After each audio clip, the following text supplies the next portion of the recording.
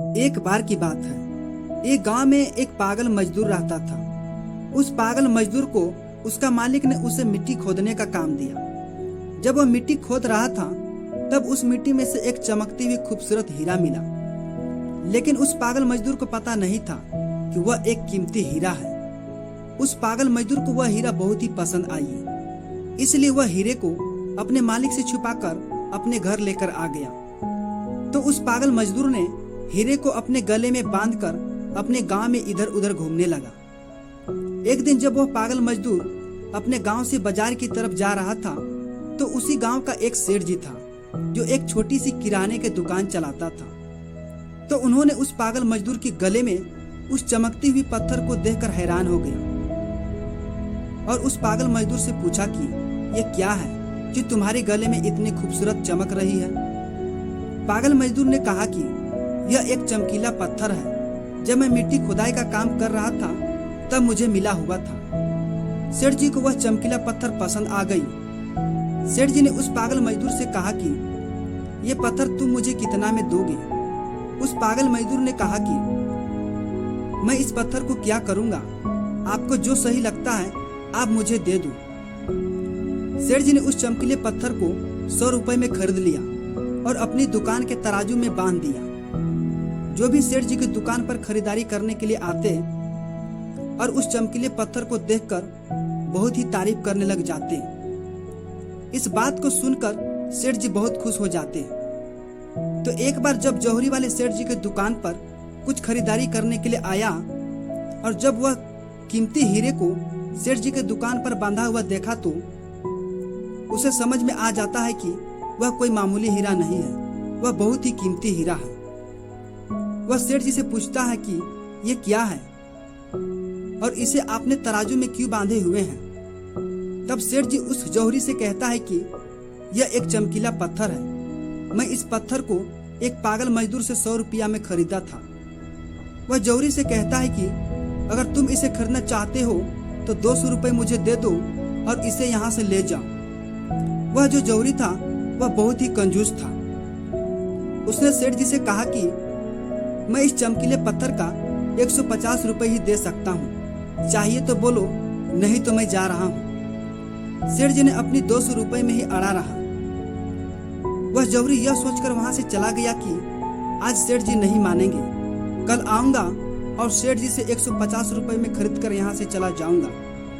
लेकिन हुआ कुछ ऐसा कि उसी दिन शाम के वक्त एक दूसरा जौहरी उसी गांव के रास्ते से जा रहा था और अचानक उसकी गांव में उसकी गाड़ी बंद हो जाती है। जब तक ड्राइवर गाड़ी को रिपेयर कर रहा होता है वह जौहरी सेठ जी की दुकान पर कुछ लेने के लिए जाता है और जब उस हीरे को तराजू पर लटका हुआ देखता है तो सेठ जी से उसे खरीदने के बारे में पूछता है। सेठ जी कहा कि मैं इसे 100 रुपए में खरीदा था, आपको 200 रुपए में दूंगा।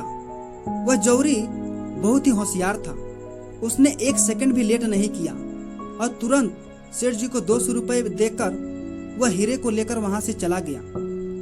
जब दूसरे दिन सेठ जी के दुकान पर पहला जौहरी आया, उसकी नजर उस तराजू पर पड़ी तो वह हीरा वहां दिखाई नहीं दिया।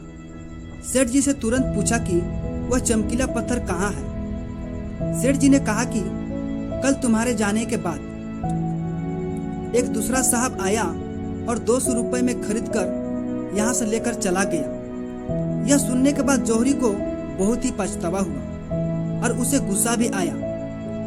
तो उसने गुस्से में सेठ जी से कहा कि तुम कितने बड़े बेवकूफ हो, वह कोई चमकीला पत्थर नहीं था बल्कि वह एक बहुत ही कीमती हीरा था और तुम उसे 200 रुपए में दे दिया।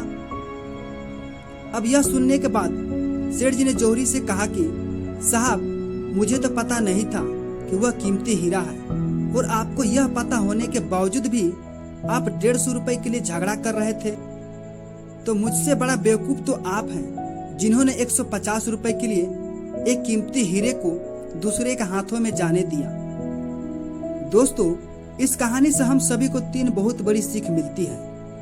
पहला यह सीख कि कंजूसी वहीं करो जहां उसकी जरूरत हो। अगर हर जगह पे कंजूसी करोगे तो अच्छी चीजें भी अपने हाथों से गवा दोगे। दूसरी सीख इस कहानी से हमें यह मिलता है कि हाथ में आया हुआ मौका हमें कभी गंवानी नहीं चाहिए। अक्सर लोग अपने आप को बुद्धिमान समझकर हाथ में आया हुआ मौका गंवा देते हैं और समय बीतने के बाद लोगों से कहते हैं कि जिंदगी ने कभी हमें मौका ही नहीं दिया। और तीसरी सीख इस कहानी से हमें यह मिलती है कि कभी भी अपने काम को कल पर मत टालना। कहते हैं ना, कल करे सो आज और आज करे सो अब। दोस्तों, सही समय कभी आता नहीं है और नहीं जिंदगी में कभी आएगा। अभी जो समय चल रहा है वही आपका सही समय है। तो अगर आप इस कहानी को और भी लोगों तक पहुंचाना चाहते हैं तो इस वीडियो को लाइक करें ताकि YouTube इस वीडियो को ज़्यादा से ज़्यादा लोगों तक भेज सके। और कहानी पसंद आई है तो हमारे चैनल को सब्सक्राइब जरूर कीजिए। फिर मिलता हूँ नेक्स्ट वीडियो में इसी तरह की नई कहानी के साथ। तब तक के लिए शुक्र करो, सब्र करो और जिंदगी में आगे बढ़ो। धन्यवाद।